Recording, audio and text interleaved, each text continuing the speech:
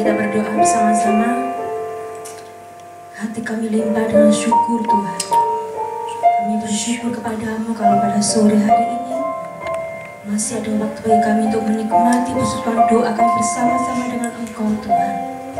Itu semuanya karena kasih karunia-Mu, karena kebaikan bagi kami semuanya Tuhan Yesus. Kami menyerahkan Tuhan ruangan di tempat ini. Kau berkati juga ruangan hati kami ya Tuhan.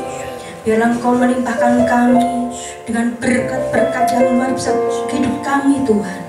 Kami percaya kepadamu Bapa, Engkau sudah memberkati kami, menguduskan kami, sehingga kami layak di hadapan-Mu Tuhan. Engkau berkati para pelayan kami pada sore hari ini, yang mau melayani Engkau pada sore hari ini Tuhan. Biarlah mereka benar-benar berkenan di hadapan-Mu dan menjadi alat-Mu untuk memberitakan kabar kesukaan bagi kami semuanya Tuhan. Terima kasih ya Bapa. Kami serahkan ibadah doa pada sore hari ini dalam tangan kuasa-Mu. Haleluya. Amin. Hallelujah.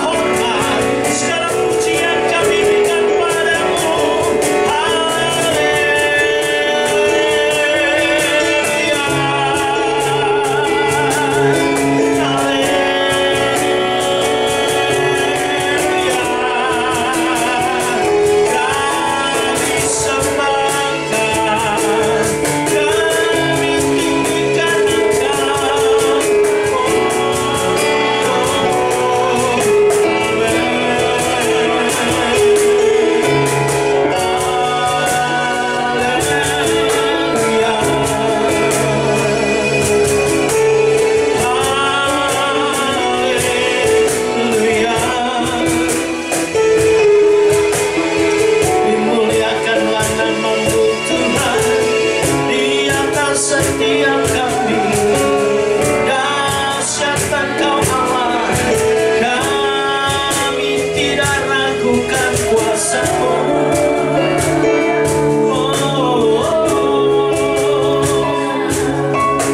Kami bangga memiliki Allah seperti-Mu.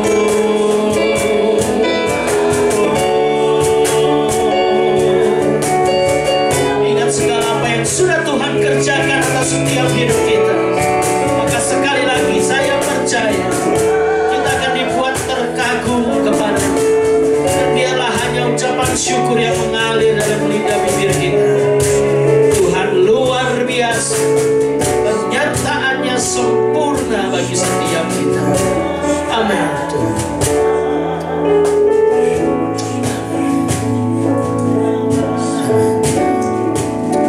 Bersyukur memiliki Allah seperti-Mu. Kami sembah Engkau Tuhan di tempat ini. Ku sembah, amin.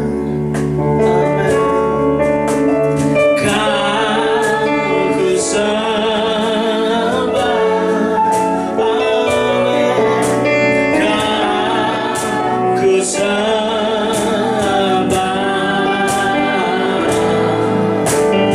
Oh Tuhan, kami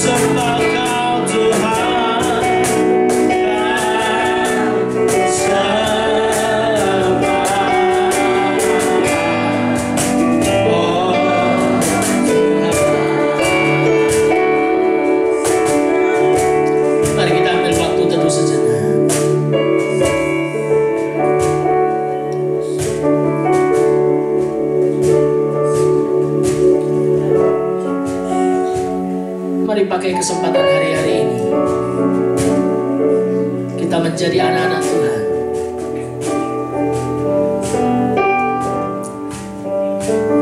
yang tidak meminta kepada Tuhan agar kebutuhan hidup kita tercukupi. Tapi mari kita meminta kepada Tuhan agar pada masa-masa yang seperti ini, biarlah nama Tuhan ditinggikan. Pada masa-masa yang seperti ini, biarlah semakin nyata kemuliaan Tuhan melalui kehidupan setiap kita. Biar pada masa-masa yang seperti ini, orang sekeliling kita bisa menikmati hidup orang-orang percaya. Sehingga pada masa-masa yang seperti ini justru membuat orang mengerti bahwa memang Dia ada dan sedang bekerja bagi setiap orang yang berharap kepadanya.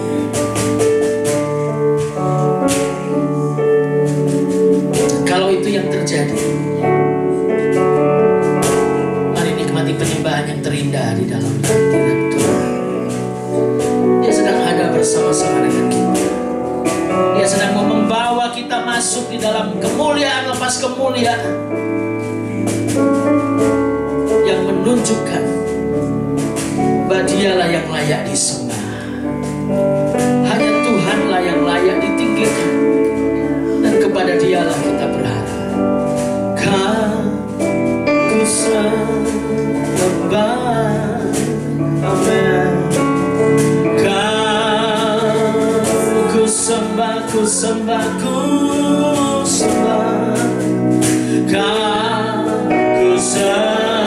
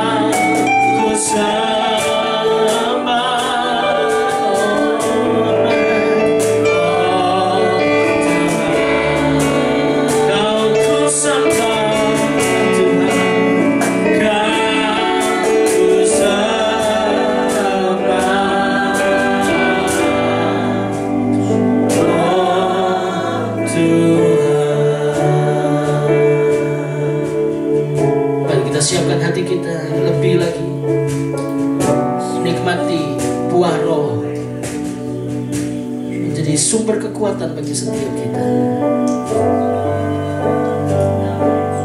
Biarlah hati yang lemah lembut menjadi milik kita. Melalui pujian ini mari kita rendahkan hati kita, hidup kita di hadapan Tuhan. Ubah hatiku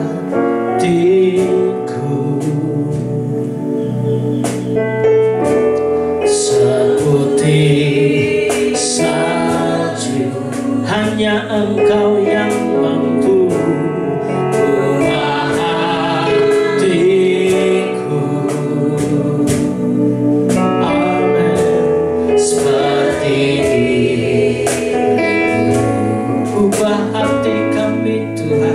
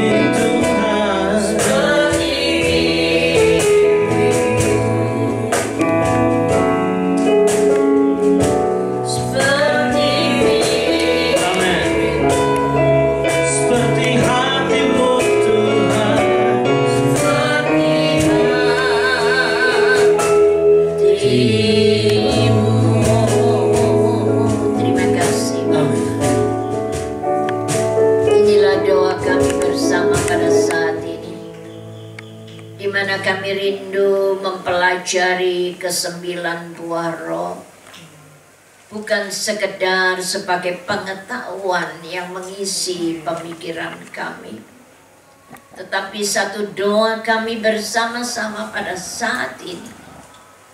Apa yang Tuhan sampaikan melewati benih firman Tuhan akan mampu mengubah kehidupan kami, sehingga dunia ini dapat melihat kehidupan kami pribadi lepas pribadi dipenuhi dengan buah-buah roh itu. Terima kasih Allah Roh Kudus, terima kasih Allah Penolong. Engkau sempurnakan benih firman Allah yang hamba tabur, sebab hanya Engkau yang sanggup melakukannya untuk menghidupkan khususnya dalam pribadi kami.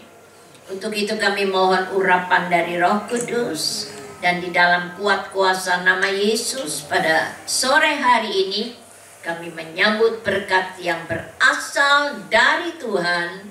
Haleluya. Bersama kami katakan amin. Shalom semua. Yuk kita akan masuk pada hari yang kedua dari hari yang terakhir. Itulah tentang hati yang lemah lembut. Buah roh itulah kelemah lembutan. Oke, saya akan coba menolong saudara. Apa arti dulu ya dari kelemah lembutan? Hati yang lemah lembut itu jelas sesuatu hal yang sangat berlawanan dengan hati yang keras. Hati pemberontak. Hati yang mudah menerima nasihat, teguran, ataupun perlakuan yang tidak adil.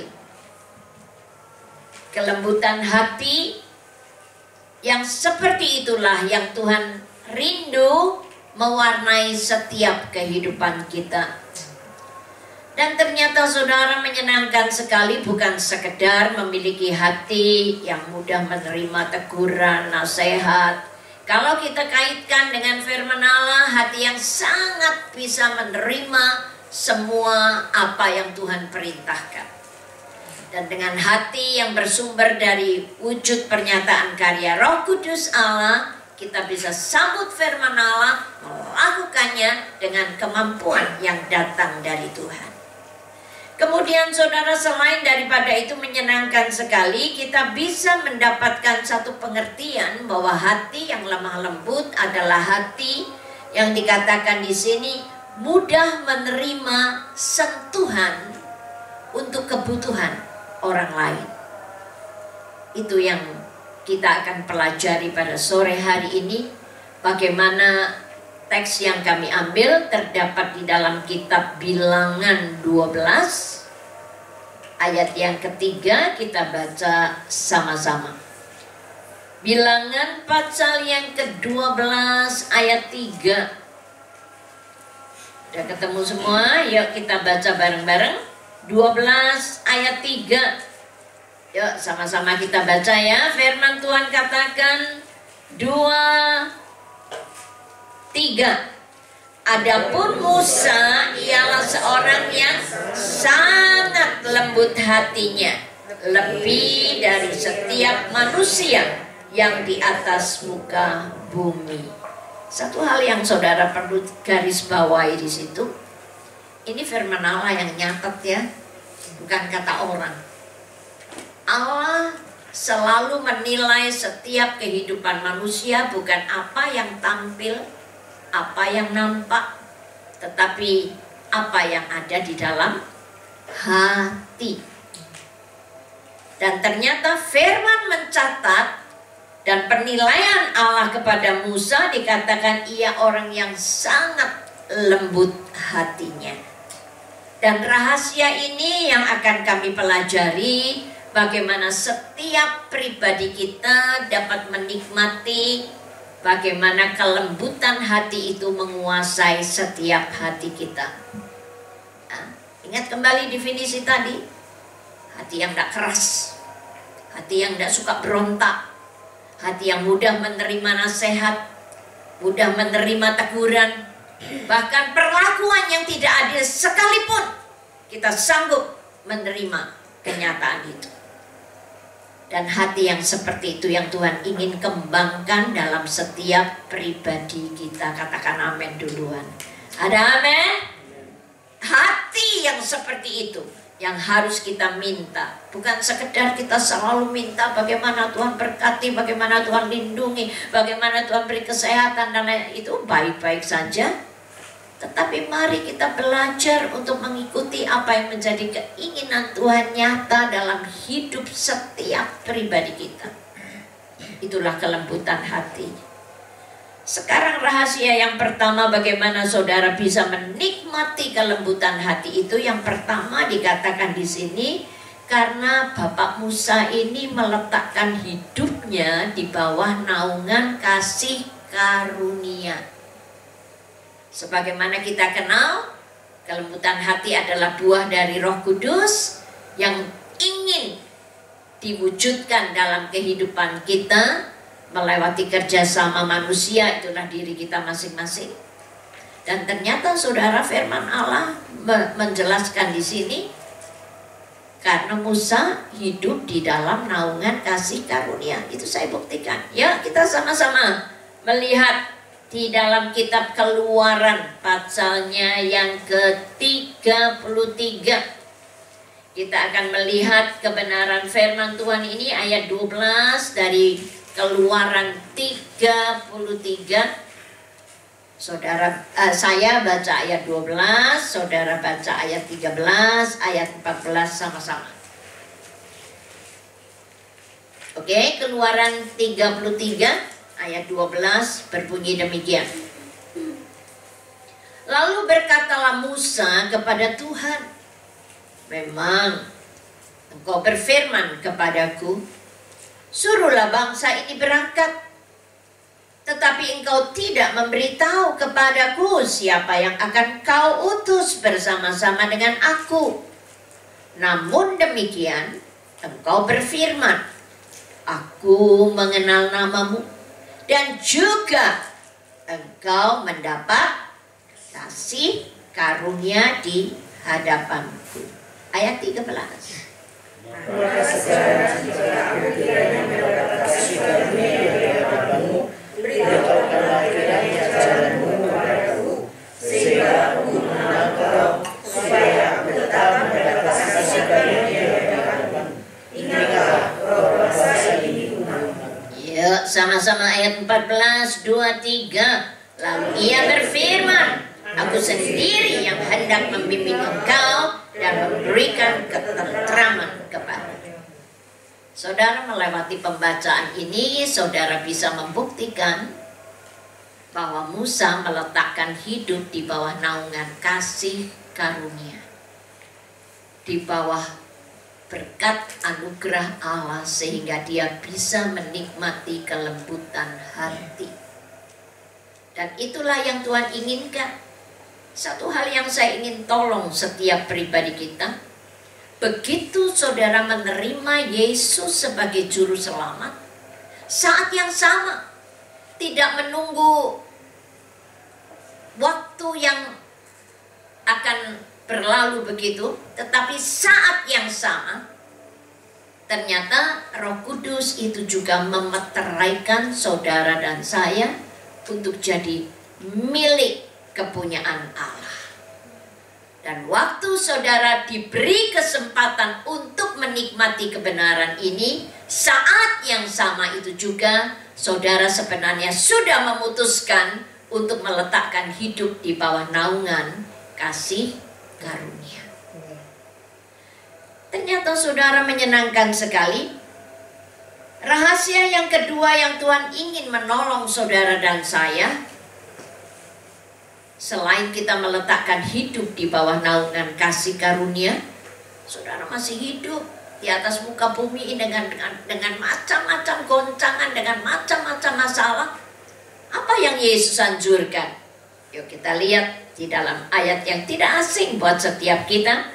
Dalam Matius pasal 11, apa yang Yesus anjurkan agar saudara dapat menikmati kelembutan hati?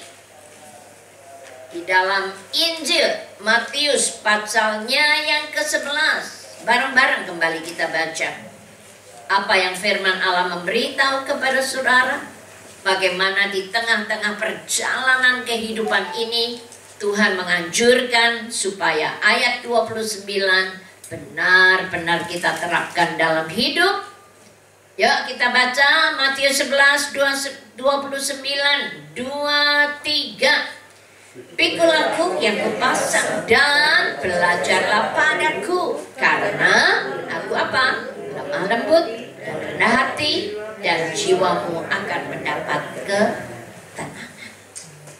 Saudara, kita masih jalan ya, waktu saat Roh Kudus meteraikan saudara jadi miliknya saudara, saat yang sama hidup dalam naungan kasih karunia, kita masih berjalan menjalani hidup dengan segala macam tantangan, kenyataan, problema hidup, macam-macam kita masing-masing ya merasakan itu. Tetapi jangan lupa, di tengah-tengah kenyataan itu firman Tuhan kata, ayo belajar kepadaku. Lihatan ini loh aku sudah hidup menjalani semuanya, aku ini lemah lembut. Wow, dia sudah menjadi percontohan. Firman Tuhan katakan ia datang lebih dahulu dari semua kehidupan kita. Karena apa? Tuhan ingin menjadi panutan, menjadi teladan buat saudara dan saya. Kalau dia mengatakan aku lemah lembut, dia sudah buktikan itu. Dan itu yang harus kita ikuti. Yuk kita sekarang ngecek ya, apa yang firman Tuhan katakan. Dia memiliki hati yang lemah lembut. Yuk kita lihat mulai dari awal kehadiran Yesus di atas muka bumi sampai sepanjang perjalanannya, sampai detik yang terakhir dalam kematiannya.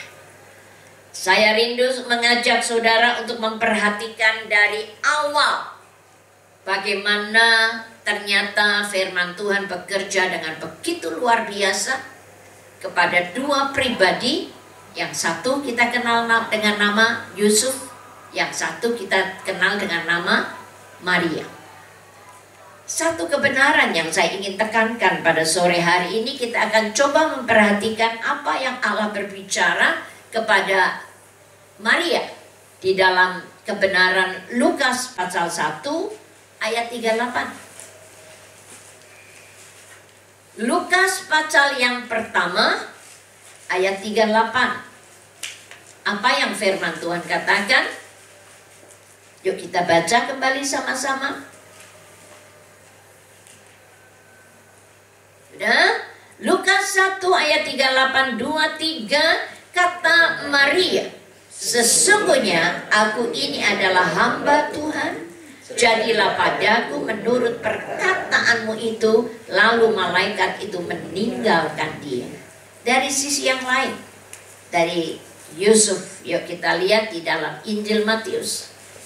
Injil Matius pertama, dari kelahiran Kristus kita bisa melihat dua pribadi yang sudah dari awal sebelum benih itu ditanam, ternyata saudara menyenangkan sekali.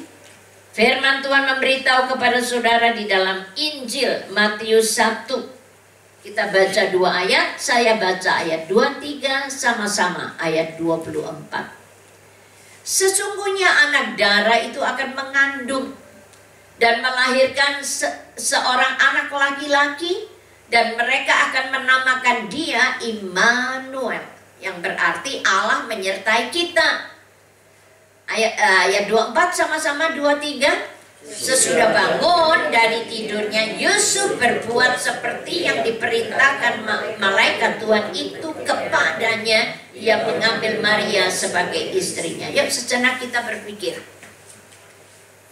Yesus dilahirkan dari satu benih yang ditanam kepada dua pribadi yang memiliki kelembutan hati, siap menerima kenyataan yang secara logika tidak bisa diterima. Perawan disuruh hamil, jejaka disuruh menerima pasangannya yang sudah hamil karena Roh Kudus. Saya waktu renung-renung, iya ya Tuhan ya, Engkau kalau bekerja itu luar biasa. Dua pribadi yang memiliki kepribadian yang sangat berbeda, satunya laki-laki, satunya perempuan, dengan latar belakang yang sangat berbeda, tetapi dipersatukan oleh karya Roh Kudus Allah untuk bisa belajar menerima kenyataan yang secara pemikiran logika tidak bisa diterima. Tetapi sejak di dalam kandungan Kristus Yesus Tuhan, benih ini ditanam di dalam hidup orang yang memiliki kelembutan hati.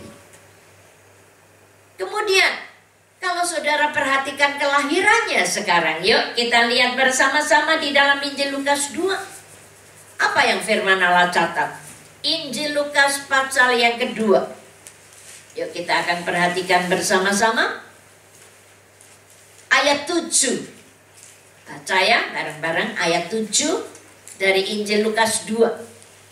Firman Tuhan katakan 2:3. Dan ia melahirkan seorang anak laki-laki, anaknya yang sulung, lalu dibungkusnya dengan lampin dan dibaringkannya di dalam palungan, karena tidak ada tempat bagi mereka di rumah penginapan. Bayangin saudara, saya pernah mengajar, kalau tidak salah waktu itu di kelas kanak-kanak ya. Saya selalu, kalau Mas Abdiel itu di kelas kanak-kanak, saya ngajar di situ. Dia naik ke kelas pertama, saya ambil itu kelas pertama. Dan waktu Madia ke atas baru Madia saya masih ambil, tunas remaja saya sudah tidak ambil ya. Seperti itu, saya mau mulai ganti untuk adiknya waktu itu ya. Nah ternyata saudara, saya pernah melemparkan sebuah pertanyaan kepada murid-murid itu. Bayangkan, Yesus itu lahir, tidak ada tempat bagi dia, nomor 1. Nomor 2, tempatnya di mana? Kandang. Tidurnya tidak di spring bed seperti sekarang saudara, tetapi di palungan. Saudara, mari kita melihat apa yang Yesus tanam buat saudara. Mengapa dia sampai mau melakukan semuanya itu? Karena dia ingin membuktikan kelembutan hatinya, bisa menerima semua kenyataan yang harus dihadapinya. Tuhan ingin menanam kepada saudara dan saya supaya kita belajar dalam segala situasi, dalam segala kondisi, kita belajar menerima. Sekalipun itu mungkin secara logika, secara perasaan tidak bisa diterima. Tetapi kita belajar supaya begitu kita menerima sesuatu yang kelihatannya tidak adil, atau mungkin sesuatu hal yang tidak mudah dimengerti, kita akan menyambutnya itu sebagai satu kebenaran. Saya harus seperti Yesus. Itu tujuannya. Bayangkan saudara, tidak ada bayi yang waktu itu saya ajar di kelas kanak-kanak itu, ada enggak adik-adik? Kalau bayi itu lahir di tempat yang lebih hina daripada Yesus, enggak ada saudara. Ternyata kenapa itu dicatat oleh firman Allah?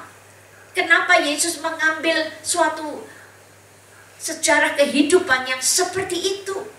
Tujuannya ingin menanam pribadi yang penuh dengan kelembutan hati, menerima semua kenyataan yang ada dengan hati yang lemah lembut. Terus saudara, dalam kehidupan menyenangkan sekali. Saya waktu mengajar kelas baptisan ya, saya tekankan ini. Mengapa awal selalu saya bilang saya minta itu? Karena saya menemukan mutiara di situ. Lihat Matius pasal 3. Apa yang firman Allah catat buat saudara? Matius pasalnya yang ketiga. Apa yang firman Allah kasih tahu kepada setiap pribadi kita? Di dalam kebenarannya Matius pasal yang ketiga, satu ayat saja, 15. Saya akan coba bacakan buat saudara. Matius 3 ayat 15. Lalu Yesus menjawab, katanya kepadanya, biarlah hal itu terjadi, karena demikianlah sepatutnya kita menggenapkan seluruh kehendak Allah, dan Yohanes pun menurutinya. Yohanes yang penuh dengan Roh Kudus, karena dia juga dilahirkan dengan karya Allah, melewati karya Allah yang luar biasa, ternyata mengerti sinyal ilahi Allah. Begitu Yesus datang kepadanya untuk minta dibaptis, dia tolak. Tidak layak Tuhan, Engkau yang sebenarnya harus membaptis saya. Kenapa saya harus membaptiskan Yesus? Dan ini jawaban yang baru kita baca. Yesus menjawab, senang sekali saya dengan jawaban ini. Yesus mengatakan, karena demikianlah sepatutnya kita menggenapkan seluruh apa yang dikehendaki Bapa.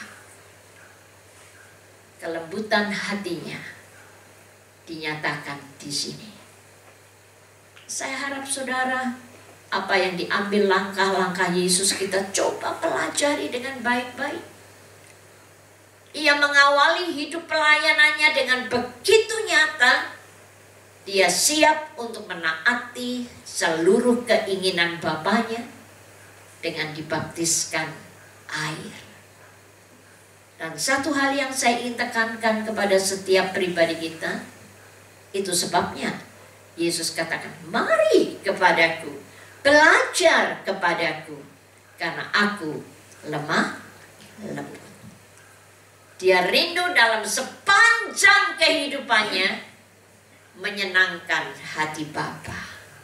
Dan itu yang ingin Allah sampaikan kepada saudara.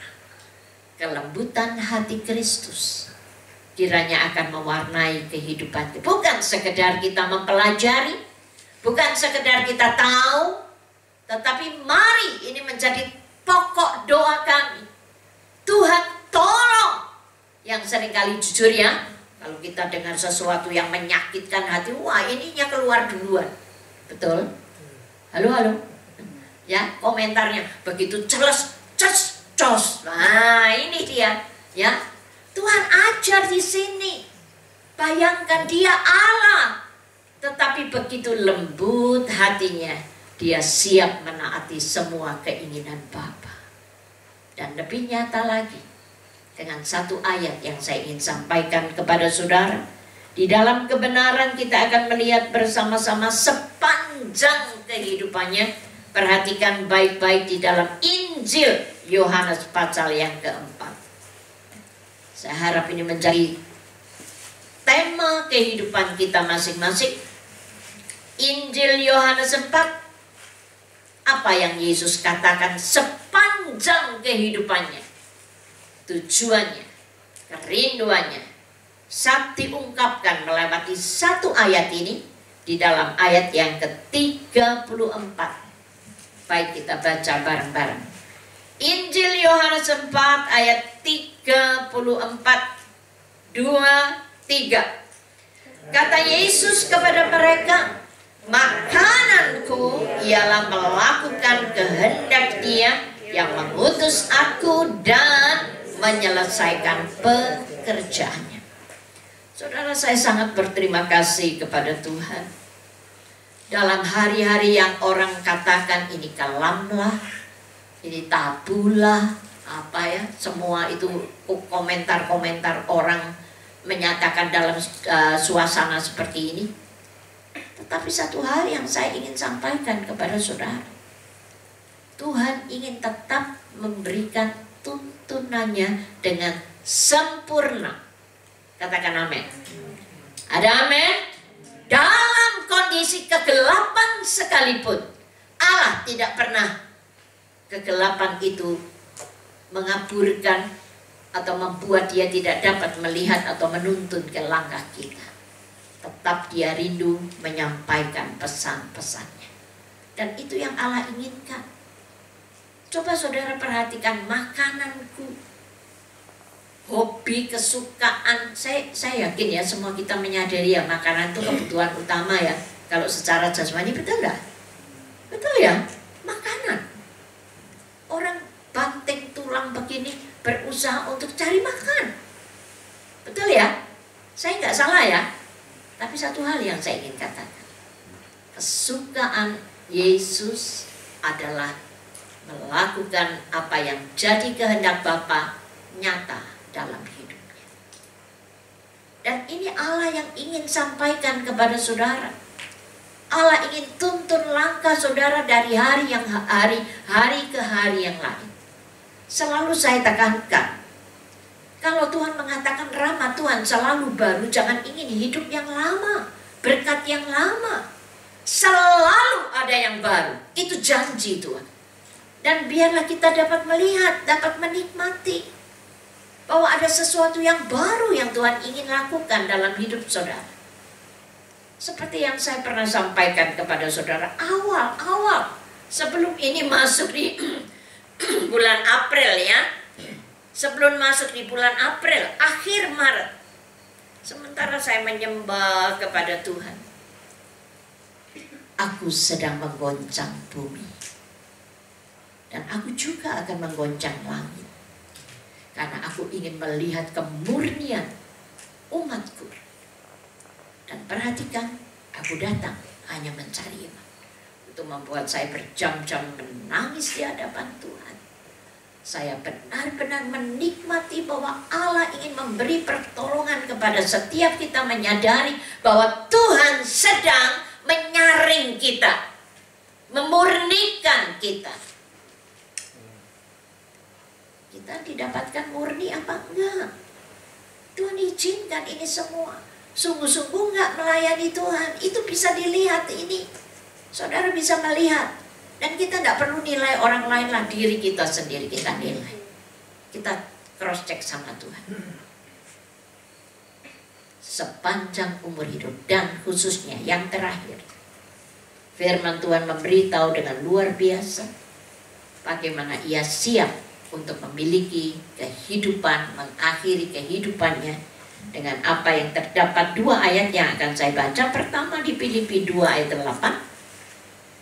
Akhir kehidupan Kristus untuk membuktikan kelembutan hatinya. 2 ayat yang ke-8. Kita baca sama-sama. 2 ayat 8 dari Filipi. Firman Tuhan katakan 2:3. Dan dalam keadaan sebagai manusia, ia merendahkan dirinya dan taat sampai mati, bahkan sampai mati di mana? Kayu salib. Kematian yang paling hina diambil. Perlakuan yang tidak adil seperti ini tetap dia terima. Memberontak? Halo? Sama sekali. Membuktikan kelembutan hatinya. Dan sebagai ayat yang terakhir yang menolong saudara, menolong saya, kita baca di dalam Yesaya 53. Apa yang firman Allah memberitahu kepada setiap pribadi kita? Yesaya 53 saya akan coba bacakan buat saudara. Sebagai ayat yang terakhir yang membuktikan kelembutan hati Kristus. Dikatakan di dalam ayat 7 dari Yesaya 53. Yuk, perhatikan ayat 7, saya akan baca. Dia, itulah Yesus, dianiaya, tetapi dia membiarkan diri ditindas dan tidak membuka mulutnya. Seperti anak domba yang dibawa ke pembantaian, seperti induk domba yang keluh di depan orang-orang yang mengguntingi bulunya, ia tidak membuka mulutnya. Katakan amin. siap untuk memiliki kelembutan hati seperti Yesus. Itu sebabnya Yesus berani mengatakan, belajar daripadaku, karena aku lemah. Karena dia sudah membuktikan dirinya dari kelahirannya sampai akhir kehidupannya. Di sepanjang perjalanannya hatinya begitu mudah disentuh dengan kebutuhan orang lain. Dia tidak pernah mementingkan dirinya sendiri. Dia sampai, firman Allah sering mencatat mereka sampai tidak sempat makan.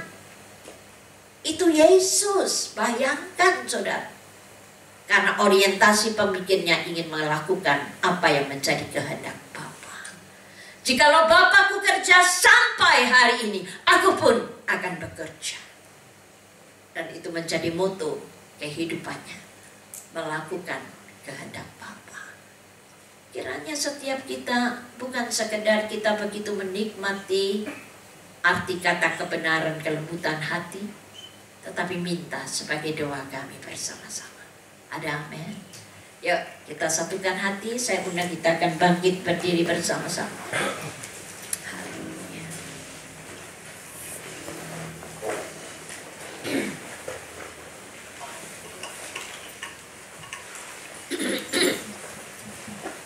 Nyanyikan itu pujian kembali. Ubah hatiku. Saya suka dengan terjemahan yang dikatakan di dalam buku ini. Ubah hatiku menjadi baru. Otomatis jadi seperti salju, ya. Oke.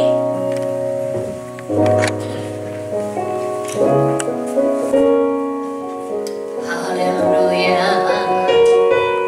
Oh, amin. Ubah Menjadi baru. Oh, benar. Menjadi baru. ubah hatiku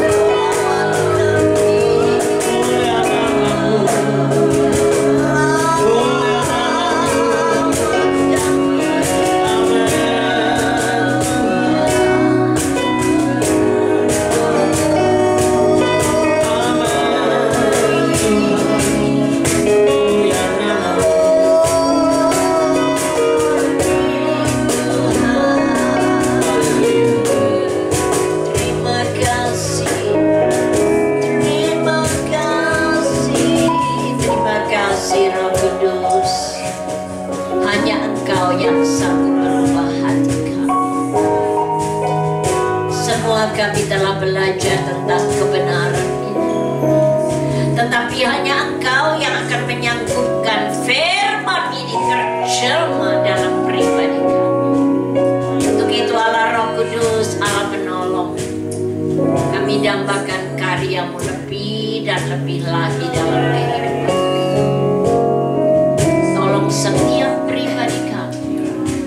Dan pada sore hari ini kami mau menyatukan hati untuk berdoa untuk Indonesia yang kami cintai.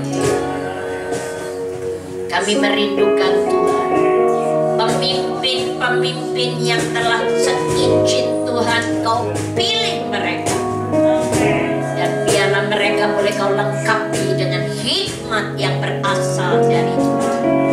Kiranya Engkau sendiri Tuhan akan menolong para pimpinan negara kami, mulai dari Bapak Presiden, Wakil dan jajarannya sampai ke pelosok-pelosok Tuhan, dalam nama Yesus. Kiranya Engkau lingkupi mereka dengan roh takut kepada Tuhan. Ada Tuhan di dalam dan di atas hidup mereka. Dan biarlah Tuhan sendiri akan tuntun langkah dan segala keputusan yang diambil Bapa. Kami tetap percaya ada Roh Kudus, ada Allah di Indonesia yang akan Tuhan menolong rakyat kami Indonesia. Biarlah kami boleh Tuhan berdoa bersama-sama, khususnya bagi mereka yang terlantar Tuhan, bagi mereka yang Tuhan mata pencahariannya tidak ada. Kiranya Engkau sendiri akan memberi penghiburan dari karya Roh Kudus Allah. Engkau saja yang sanggup menjamah mereka di seluruh pelosok Indonesia ini Bapa. Kami tetap memohon belas kasihan Tuhan. Kami tetap percaya akan firman Allah, bahwa mata ilahi Allah tidak pernah dibatasi oleh apapun juga di atas muka bumi ini. Engkau sangat melihat segala rintihan-rintihan kekasih-kekasih-Mu Tuhan. Mari Allah, kiranya Engkau menopang dan menolong mereka. Tegakkanlah semua lutut-lutut yang sudah mulai goyah, tangan-tangan yang sudah mulai gemetar. Kiranya Tuhan sendiri akan menopang dan menolongnya. Terima kasih Bapa. Kami percaya bahwa Engkau ada di Indonesia dan Engkau sangat mengasihi kekasih-kekasih-Mu Bapa. Tuhan, terima kasih. Kami percaya Engkau sendiri akan melalukan segala apa yang Tuhan izinkan terjadi, agar semuanya boleh melihat ada Tuhan di situ, ada kuasa Tuhan yang luar biasa. Terima kasih Bapa. Kami begitu percaya akan karya tangan ilahi-Mu yang begitu nyata, khususnya untuk kota yang kami cintai. Bangkitkan gereja-gereja-Mu untuk mewarnai kota ini Allah, agar mereka tidak mengasihani diri, agar mereka tidak mementingkan kepentingan sendiri, tetapi mereka boleh mengalirkan uluran kasih yang datang dari Tuhan, mewarnai kota yang kami cintai.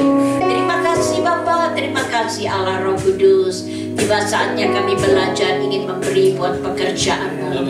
Kami rindu menyisihkan semua keuangan akan kami arahkan untuk menolong kota yang kami cintai. Ada terlalu banyak di antara mereka yang perlu belas kasihan, yang Tuhan percayakan kepada kami untuk melakukan semuanya. Kuduskan kiranya persembahan kami, sebab kami sudah berdoa dalam nama Yesus. Haleluya. Amin. Silakan duduk. Berikan yang terbaik. Kita nyanyikan pujian ini. Berilah yang baik, berilah yang baik.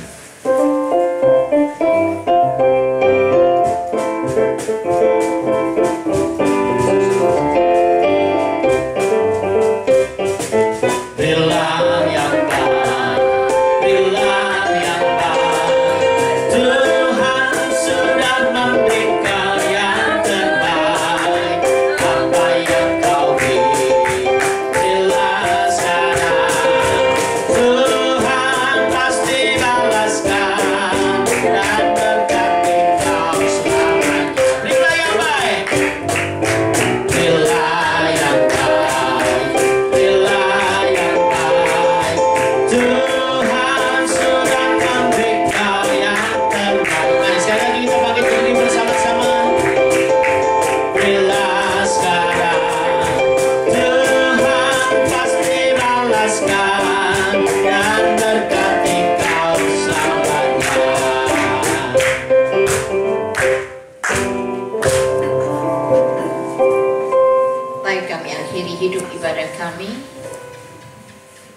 Satu hal yang saya ingin tolong saudara, meyakini semua rangkaian kebenaran selama masuk hari yang ke-8, kiranya benih firman itu akan dipeteraikan dalam hidup saudara, sehingga buah-buah kebenaran itu akan nyata dalam setiap langkah hidup kami sebagai umat pilihannya. Terima kasih Bapak, terima kasih buat kesempatan sore hari. Haleluya. Engkau kuduskan semua benih firman Allah yang telah ditabur dari hari yang pertama sampai hari yang ke-8.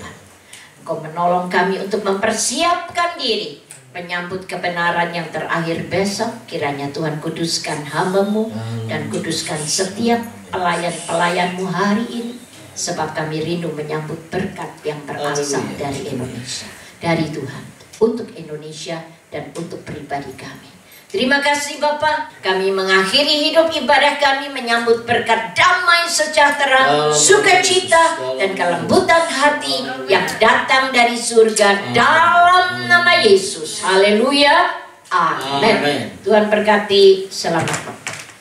Nama Yesus.